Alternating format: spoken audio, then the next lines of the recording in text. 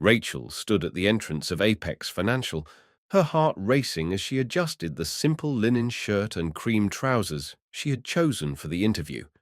It wasn't her usual attire for such occasions. She'd always been more accustomed to the standard power suits and polished heels, but she had made a conscious decision to dress down today. Her look was deliberate, practical, elegant, and unassuming. She didn't need to flaunt her wealth or her position. As she walked through the lobby of the prestigious firm, she couldn't help but notice the stark contrast between her outfit and the tailored suits that the employees wore, all dressed in an image of polished perfection. The lobby itself was a gleaming monument to corporate power, marble floors reflecting the soft glow of gold-trimmed elevators, a chandelier hanging like a statement piece. It was a space that screamed elitism power and exclusivity, a place where appearances were paramount, and Rachel had chosen to step into it with nothing more than her quiet dignity and unmatched credentials. However, as soon as Rachel walked into the interview room, her simple attire became the subject of ridicule. The panel, a group of sharply dressed executives, immediately turned their noses up at her. She could feel their eyes scanning her outfit with a mixture of disdain and incredulity. "Is this how you dress for an interview?" One of the panelists sneered, her voice dripping with mockery. The others joined in their laughter, echoing around the room. "Are you the actual candidate, or are you just here to fetch coffee?" Another panelist chimed in, barely able to stifle a chuckle. Rachel kept her composure, her back straight, her eyes calm as she mentally steeled herself against their unrelenting judgments. Despite her qualifications, a double MBA from Oxford and MIT, 15 years of experience in finance, and a stellar reputation as a consultant, none of it seemed to matter to these people. They had already decided who she was, and their decision was based solely on her appearance. It didn't matter that she had helped shape the recruitment system for this very company, ensuring fairness and meritocracy. To them, she was nothing more than an outsider, an imposter who didn't belong in their world of tailored suits and expensive watches. As the interview continued, it became clear that the mockery wasn't just about her clothes. The panel's questions were designed to belittle her, to undermine her expertise. They didn't even bother to look at her resume, dismissing it without a second glance. Instead, they tested her with impossible tasks, asked questions designed to trip her up, and made sure to openly display their disdain. Rachel's experience in managing multi-billion-dollar mergers and her deep understanding of global financial strategies were disregarded. Every attempt she made to answer their questions was met with condescending remarks. "This sounds like assistant-level work," one of them commented clearly, dismissing her vast expertise. But the worst part was the candidates waiting in the hallway, watching with amusement. They stood outside, whispering and laughing at her, posting videos of the interview to their social media. One of them, a man named Ethan, took a picture and shared it with a group chat labeled Apex Wannabes, with the caption "Coffee Lady Candidate." The video of Rachel humiliated in real time soon went viral, garnering thousands of views, each comment mocking her appearance, her resume, and her very presence in the room. The video quickly gained traction across social media platforms, and the viral comments were brutal. "She's not even worth the interview," one commenter wrote, "probably some intern trying to play dress-up." Another added, the ridicule was swift and merciless. Rachel's dignity was being shredded in real time, but she remained steadfast. Despite the hurt, the crushing blow to her pride, and the laughter that rang in her ears, she didn't show it. She held her head high, keeping her gaze steady even as the world seemed to turn against her. The panel continued their cruel charade, but Rachel refused to be broken. Each word of mockery was like a blade, but she pressed on, determined to prove that she was more than what they saw on the outside. Her composure was her armor, and she clung to it fiercely, even as her heart ached with the weight of their scorn. As the interview continued, Rachel could feel the tension in the room shifting. The initial laughter over her appearance had subsided, but it had been replaced by a more insidious form of ridicule, one that was deliberate, calculated, and designed to break her. The panel, made up of Apex Financial's top executives, exchanged knowing glances, their attitudes shifting from condescension to outright disdain. Their questions grew more pointed, more dismissive with each passing moment. Their voices dripping with thinly veiled mockery. Rachel had been prepared for a tough interview.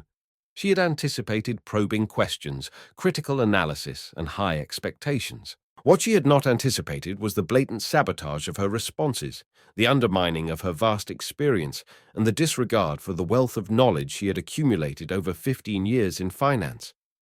The first blow came when one of the panelists, Vanessa, casually dismissed Rachel's extensive resume without even glancing at it.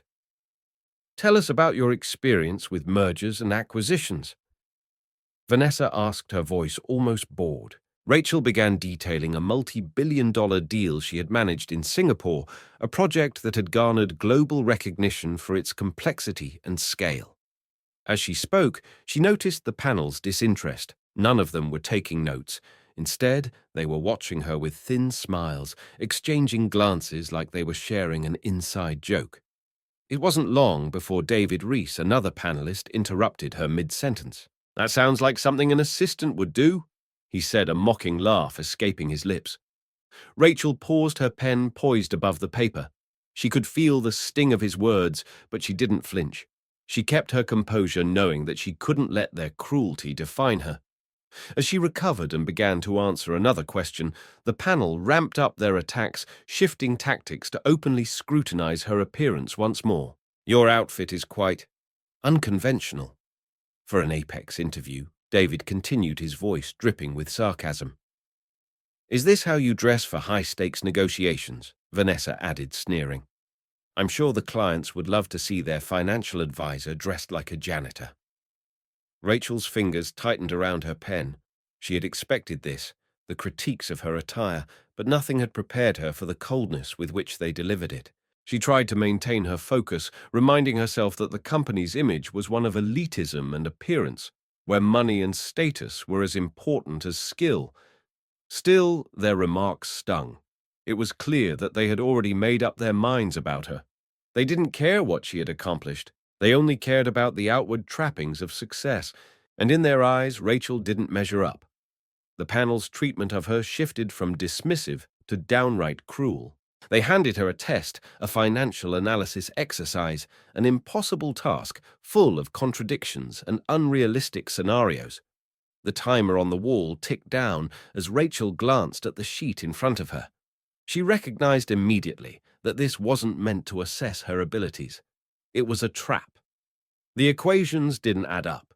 The data was incomplete, and the assumptions behind the models were nonsensical. It was a deliberate attempt to make her fail. Despite the overwhelming pressure and the knowledge that they were testing her with the intention of sabotaging her, Rachel remained calm. She focused on the problem, determined to finish the task to the best of her ability. But as the minutes ticked away, the panel watched her amused. Their laughter rang in her ears as she worked the sound grating against her concentration. This was no longer an interview. It had become a spectacle, a game meant to tear her down. As Rachel completed the test, Vanessa took the papers from her with a deliberate lack of attention, barely glancing at them before tossing them aside. "I don't think this is going to work out," Vanessa said, her voice dripping with finality. "You clearly don't fit our company's culture. And as for your resume, well, it's hardly worth reviewing." The words hit Rachel like a punch in the gut. Her resume, the culmination of years of hard work, was discarded with such carelessness that it felt like a personal attack. All her accomplishments, her sacrifices, everything she had built meant nothing to them. In their eyes, she was nothing more than a woman in the wrong clothes with the wrong background. The panel's decision had already been made before she even sat down, and no matter what she said or did, it wasn't going to change their minds. Rachel felt the weight of their judgment, their laughter, their mockery pressing down on her. But even as they openly dismissed her, she knew something they didn't. She was more than what they saw. She had built a career on merit, not appearance, and now she was about to show them just how wrong they were. As the interview came to a close, she stood up with a quiet dignity, gathering her belongings. She could feel the eyes of the panel on her, their smirks and sneers following her every move. The room seemed to grow colder, their mockery still echoing in her ears, but Rachel wasn't broken. Not yet. She walked out of the room, her head held high, the weight of their ridicule only fueling the fire within her. What they didn't know was that their mockery had only set the stage for something much larger than they could ever imagine. Rachel stood there, the weight of the panel's mockery hanging in the air like a suffocating cloud. Each jab, each sneer, each cruel remark seemed to cut deeper than the last, but she refused to let it show. Her posture remained upright, her gaze steady and focused on the table in front of her. Despite the growing tension in the room and the unrelenting ridicule from the panel, Rachel was resolute. She had been through far worse in her career, doubt, opposition, and obstacles thrown in her way by people who underestimated her. This moment, however painful, would not break her. Her dignity, like an invisible shield, wrapped around her, protecting her from the sting of their words. Even though the other candidates in the hallway snickered and filmed her humiliation, Rachel stood firm, not allowing their laughter to alter her composure. She had walked into this interview with the quiet confidence of a woman who knew her worth, and she would leave it with that same confidence, no matter how they tried to tear her down. The panel's laughter still echoed in the room, but Rachel's expression did not change. The cruel words that were meant to silence her only fueled her resolve. She had built an empire of her own, worked in the high-stakes world of finance for years, and had faced far worse than a few executives who thought they were untouchable. She had faced the kind of systemic bias they represented before she had witnessed the subtle ways in which people like them operated, how they discriminated against those who didn't fit their narrow vision of success. Rachel knew that their ridicule was not just about her clothing, but about something much deeper. It was about class, about status, and about a system that rewarded appearances over substance. The more she sat there, the clearer it became. These people, this panel, represented everything that was wrong with the corporate world. They didn't care about merit, about qualifications, or about integrity. They only cared about fitting in and perpetuating the status quo. And in that moment, Rachel knew that if she stayed silent, she would be complicit in letting their biased system continue. Taking a slow, steady breath, Rachel allowed herself a moment of clarity. She had tried to be polite, to adhere to the rules, to prove herself through her achievements and credentials, but it was clear now that they had already made up their minds. No matter how much she proved her worth, no matter how many billion-dollar deals she had successfully orchestrated, they would never see her as anything but an outsider, an imposter in their eyes. And so, with a calm yet undeniable force, Rachel decided to speak up. She wasn't going to leave this room as the person they wanted her to be, a broken woman, humiliated and silenced. Instead, she would leave as someone who had exposed their flaws, their biases, and their corruption for the world to see. "Are you finished?" Rachel asked, her voice even, but carrying the weight of years of experience. Her words hung in the air for a moment, silencing the room as the panel exchanged surprised glances. The audacity of her calm defiance seemed to hit them all at once, and for the first time they were unsure of themselves. Rachel knew she had the power to turn this interview on its head, and she wasn't afraid to use it. "I've sat here long enough to see exactly what this company is about." She continued, her eyes locked on each of them in turn. "This isn't an interview. It's a performance, a spectacle designed to humiliate those who don't fit your image of success. You've made it clear that it's not my skills or my experience that matter here. It's whether I fit the mold you've created. And frankly, it's a mold that doesn't leave room for anyone who doesn't look the part." The room grew heavy with tension as Rachel's words resonated through the air. The panel, for the first time, seemed rattled. They hadn't expected this from her. They had expected a defeated woman, someone who would apologize and shrink away under their ridicule. But Rachel wasn't backing down. She had spent years fighting against systems that worked to keep people like her out, and she was no longer going to allow these people to hide behind their privilege. "What you don't realize," she continued, her voice steady and unwavering, "is that this isn't just about me. It's about a system that values image over substance. It's about a company that rewards the right look, the right connections over actual ability. And it's a system that, if left unchecked, will continue to perpetuate injustice in the workplace." As her words hung in the air, Rachel could see the shock on their faces. For the first time, they were no longer in control of the conversation. The smug expressions they had worn earlier were replaced with something resembling unease. They had never expected this kind of pushback, not from someone who appeared on the surface to be an outsider. Rachel's words had cut through the pretensions, exposing the cracks in their facade, and that was exactly what they had been afraid of, but their anger was quick to surface. "You're out of line," David Reese growled, slamming his hand down on the table. "How dare you accuse us of corruption?" His voice was harsh, and his face turned red with fury. "Do you even know who you're talking to? This is Apex Financial. We don't tolerate accusations like that." Rachel's gaze didn't falter. She had expected this deflection anger and an attempt to shut her down, but she wasn't finished yet. She knew that this was the moment, the tipping point. She had exposed their flaws, and now they would have to deal with the consequences. "Do you really think I'm afraid of you?" Rachel asked, her voice low, but carrying an undeniable authority. "You may think you're untouchable, but you're not. Your system, your culture. It's corrupt, and you know it. You can dismiss me, you can throw me out of this room, but you'll never be able to undo the damage that's been done." The silence that followed was deafening. The panel was at a loss for words, their arrogance suddenly crumbling in the face of her calm defiance. And just as quickly as the tension had built, it erupted with David Reese standing up and glaring at Rachel. "Get out," he spat. "This interview is over." Rachel's eyes remained locked on his unwavering. She had made her point, and she had done it without raising her voice, without succumbing to their bullying. And as she stood gathering her belongings with quiet grace, she knew that this moment, this tipping point, had changed everything. The panel's mockery, their scorn, their attempts to break her. It had all led to this. They had underestimated her, and now it was their turn to face the consequences. Minutes passed like hours, the weight of the silence hanging heavy in the room. Rachel stood there, her posture still poised and composed, her hands steady as she gathered her papers. The panel, visibly uncomfortable after the confrontation, exchanged uncertain glances.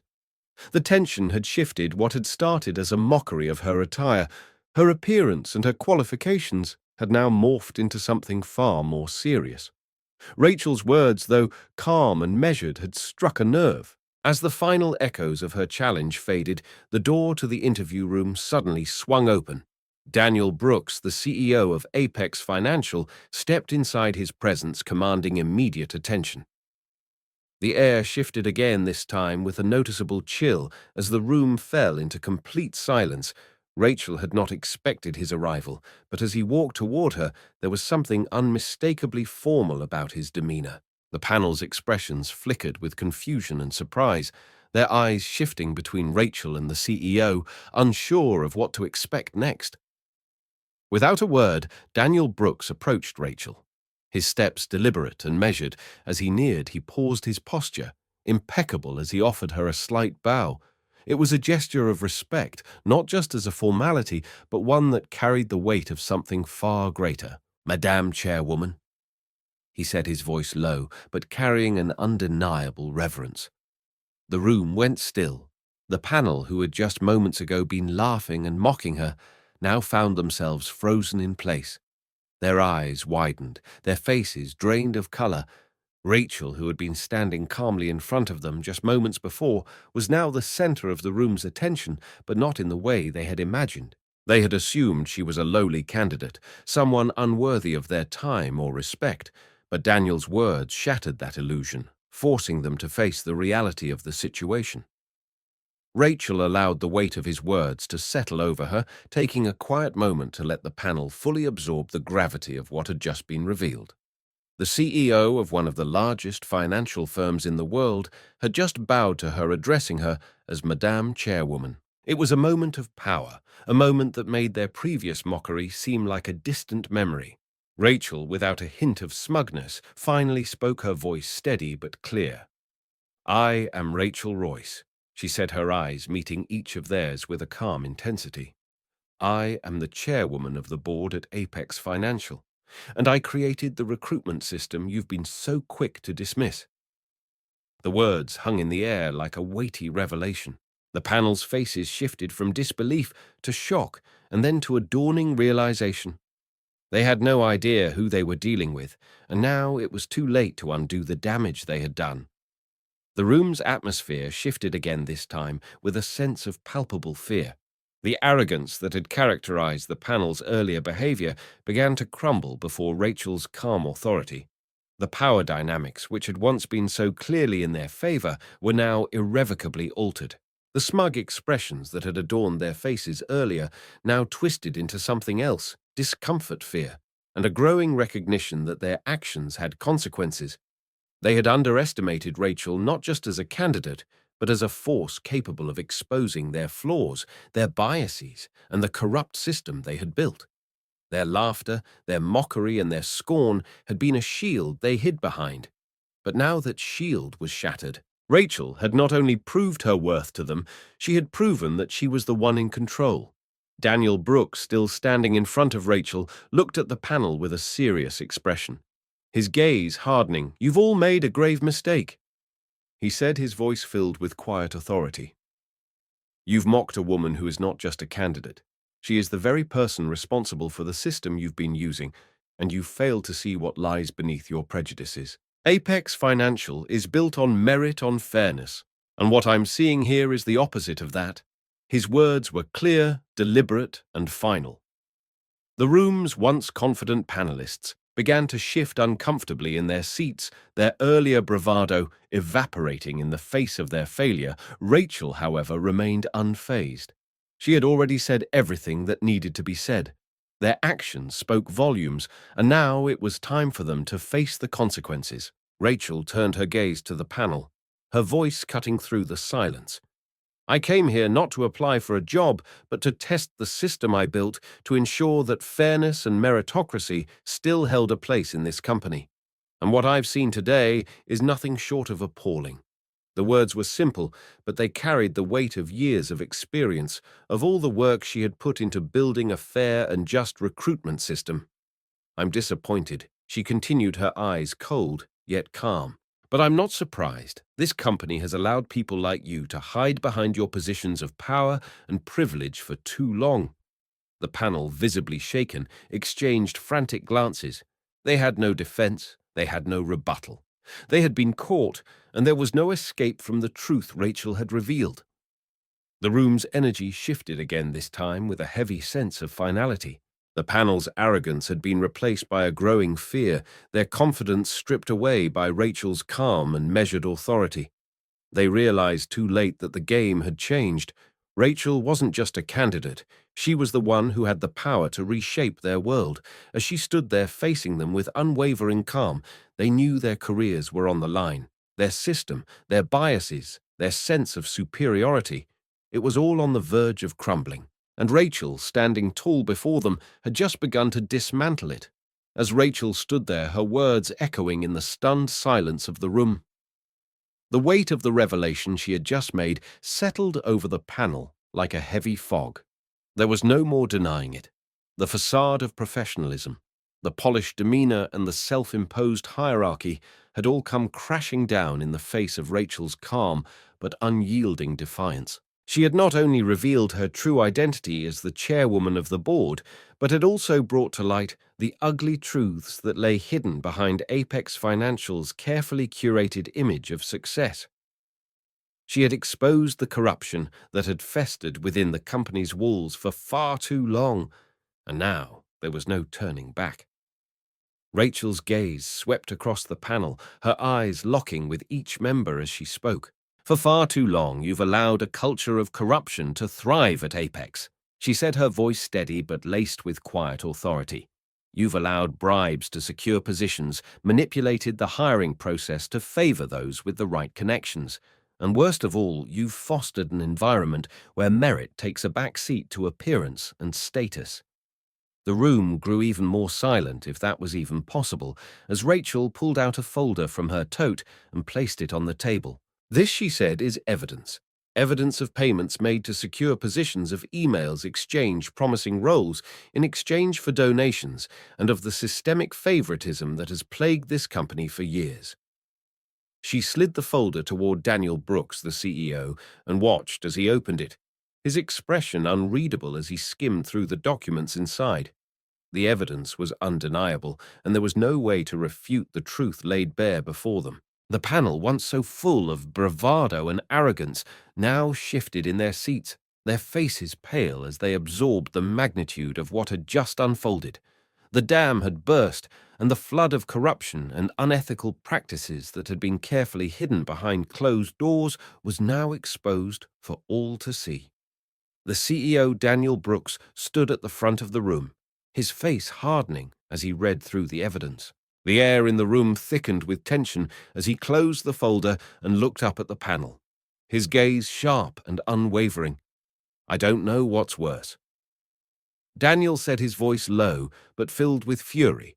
"The fact that you've been operating under the assumption that you were untouchable, or the fact that you thought no one would notice.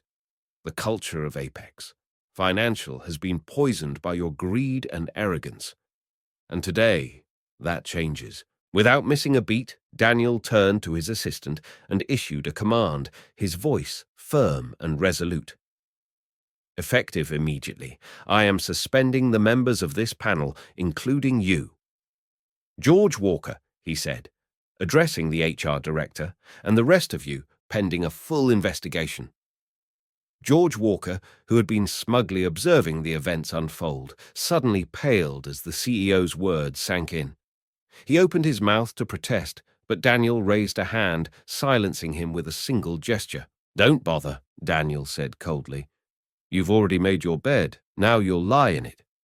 The other members of the panel exchanged nervous glances, their earlier arrogance now replaced with fear. They had no choice but to comply with Daniel's orders. They were no longer in control. The power had shifted, and it was now in Rachel's hands. As the panel members were escorted out of the room, Rachel remained calm and composed. She had known that this moment would come. She had known that exposing the corruption within the company would not be easy and that there would be consequences. But she also knew that the greater the consequence, the greater the change. Apex Financial, for all its prestige and power, had allowed corruption to seep into its core, and now it was time to purge the company of those who had perpetuated that corruption. The toxic culture that had flourished under the guise of professionalism and elitism had to be dismantled piece by piece until nothing remained but a company that truly valued fairness, integrity, and merit. Daniel, still standing at the head of the room, turned to face the remaining executives, his voice now calm but filled with an undeniable resolve. Apex Financial will no longer operate in the shadows of favoritism and corruption, he declared. From this moment on, we will rebuild this company based on the principles that we claim to uphold. We will foster a culture of fairness, transparency, and merit, and we will no longer tolerate the kind of behavior that has been allowed to flourish here for far too long. The gravity of his words was not lost on anyone in the room. The executives, once so confident in their ability to maintain the status quo, now found themselves at a crossroads. They could either follow Daniel's lead and work to create a new, more ethical culture at Apex, or they could find themselves swept away in the tide of change that Rachel had set into motion. Rachel's work was far from over. She had made the first move in what would be a long and difficult battle to transform Apex Financial from the inside out. But as she watched the panel members leave the room, their careers hanging in the balance, she knew that the company's culture was already beginning to shift. The corrupt figures who had once held power within the organization were now out of the picture, and with them went the toxic influence that had shaped Apex for far too long. The foundation for a new era had been laid, one that prioritized fairness, ethics, and merit above all else. In the weeks that followed, the changes were swift. The full investigation into the panel's actions uncovered a network of corrupt practices, from bribes and favoritism to discriminatory hiring policies. But it didn't stop there. Rachel, with Daniel's full support, implemented sweeping changes to Apex's recruitment system. They introduced new policies that ensured all hiring decisions would be made based on merit, skills, and experience, not on the candidate's appearance or connections. They created anonymous application processes, ensuring that no one could be judged based on their background or personal information. It was a radical shift, but it was one that Rachel knew was necessary for the company to survive in the modern world. The consequences for the panel members were swift and severe. George Walker, along with the other members of the panel, faced termination and legal action. Their careers, once seemingly untouchable, were now in ruins.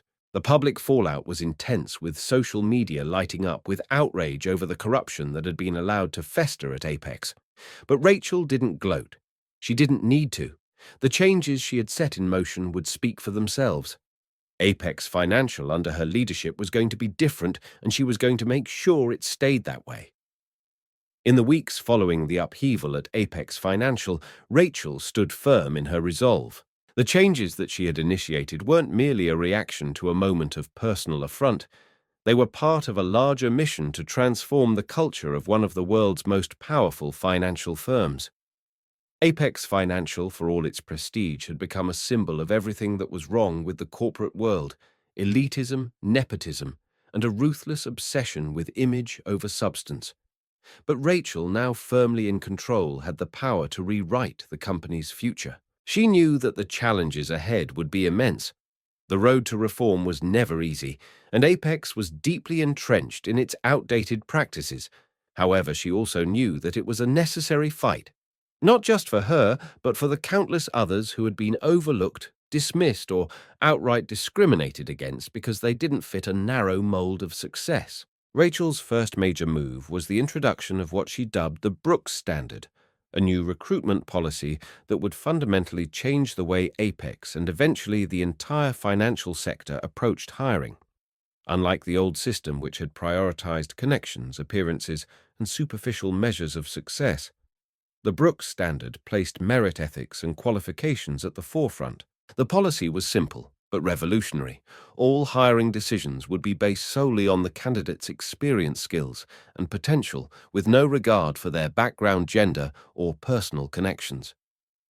The Brooks Standard would eliminate the biases that had been allowed to fester within Apex for years, creating a level playing field for all candidates. Rachel was determined to ensure that the system she had designed was both transparent and fair, offering equal opportunities to those who had been marginalized or ignored in the past. She knew that it wouldn't be enough to simply change one company. The entire financial industry needed to be reshaped. The announcement of the Brooks Standard sent shockwaves throughout the industry. Apex Financial, once a bastion of elitism, was now leading the charge for reform, and the ripple effects were felt far beyond its glassy walls.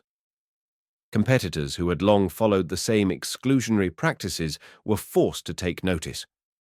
As news of Rachel's reforms spread, other financial institutions began to adopt similar measures, recognizing that the industry's outdated practices could no longer sustain itself in a world increasingly focused on fairness, diversity, and merit. The policy sparked a wave of introspection among other companies, pushing them to reconsider their own hiring practices.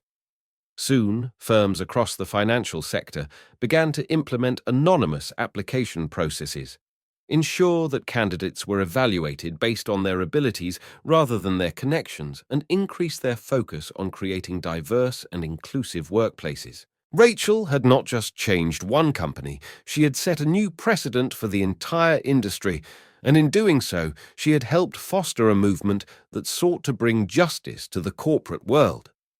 The impact of the Brooks Standard was far-reaching.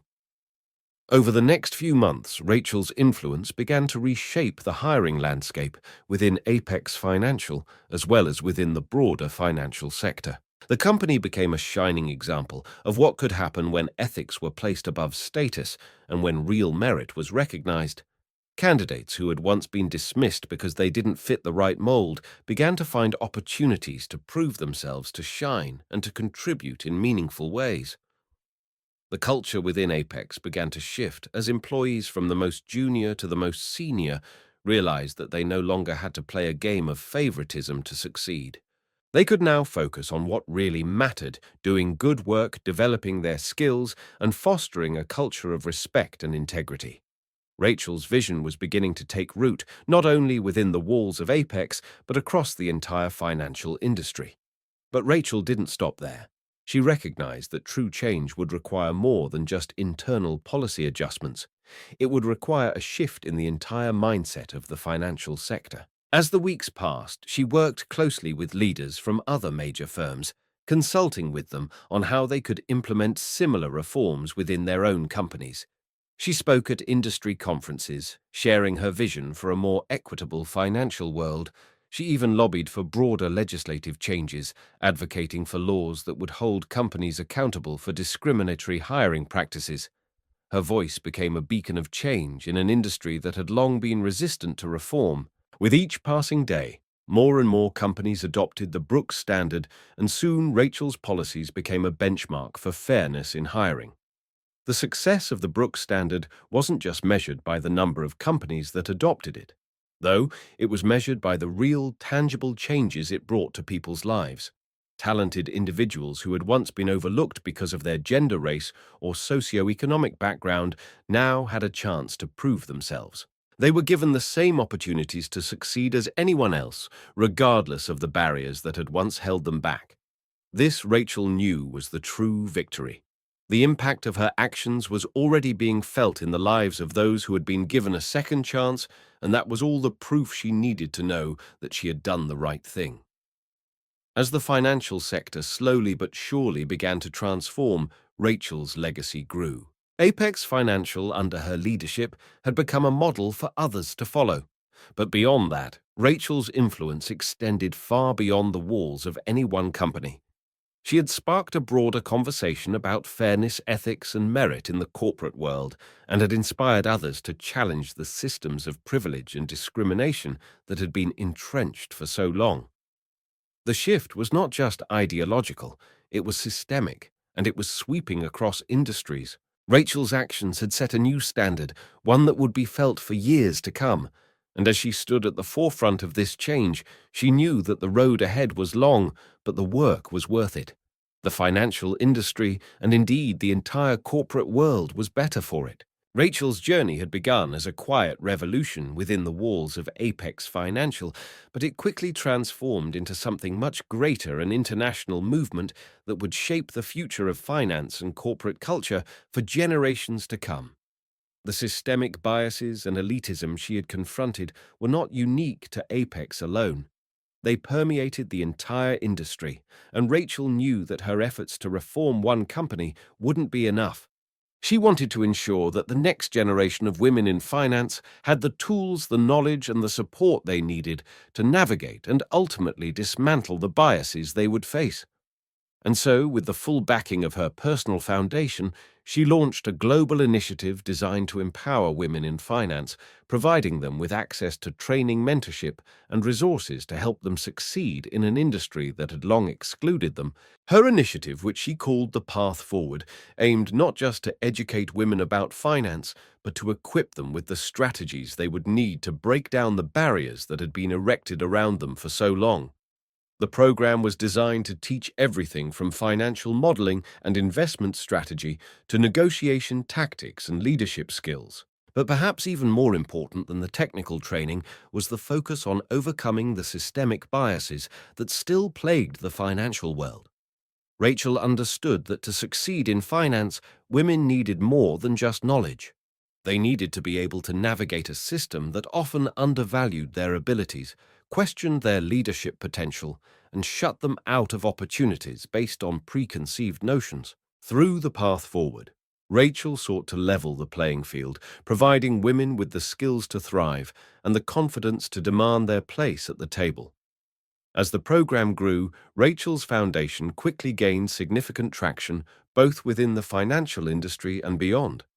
The stories of her rise, the woman who had been dismissed and ridiculed only to reveal herself as the chairwoman and bring about systemic change, began to circulate worldwide. Her actions inspired women across the globe, from aspiring financial analysts to seasoned CEOs who saw in Rachel a beacon of hope, an example of resilience and perseverance in the face of overwhelming odds. Through her foundation, Rachel was able to offer not just a new way forward for women in finance, but a new vision for a more equitable corporate landscape. The impact of her work rippled outward, and it wasn't long before major corporations and institutions around the world took notice. The demand for Rachel's program soared as more companies recognized the need for systemic change.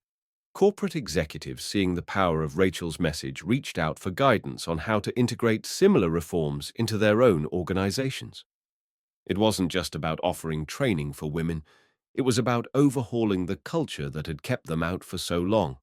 Rachel was invited to speak at conferences to advise governments on policy changes and to consult with companies around the world. Her voice became synonymous with fairness, justice, and transformation, and her work was shaping the way the next generation would think about leadership and success. What had started as a challenge to the bias within one firm had become a global movement, one that would forever alter the landscape of finance, business, and beyond. Rachel's legacy was one of resilience. She had been knocked down, dismissed, and belittled by those who felt threatened by her presence, but instead of retreating, she had stood tall. She had taken the humiliation, the mockery, and the unfair treatment and used it to fuel her determination to change the world. She hadn't let the narrow-mindedness of others define her. Instead, she had defined herself. By building a system that would give other women the tools to succeed, she ensured that the next generation wouldn't have to face the same obstacles. Rachel's legacy wasn't just about creating opportunities for women, it was about changing the way the world viewed them from second-class citizens to leaders in their own right. Her legacy was also one of fairness. Through the path forward and the sweeping reforms she championed, Rachel proved that success didn't have to come at the cost of one's integrity. She showed the world that merit, not appearance or connections, should be the standard for advancement. Her work had demonstrated that fairness was not a luxury, it was a necessity. As more and more women entered the industry and began to rise to leadership positions, Rachel's vision for a fair and just financial world took root. Growing stronger with each passing day, the policies she had implemented and the culture she had helped foster became a new benchmark for how businesses should operate, not just in finance, but across every industry.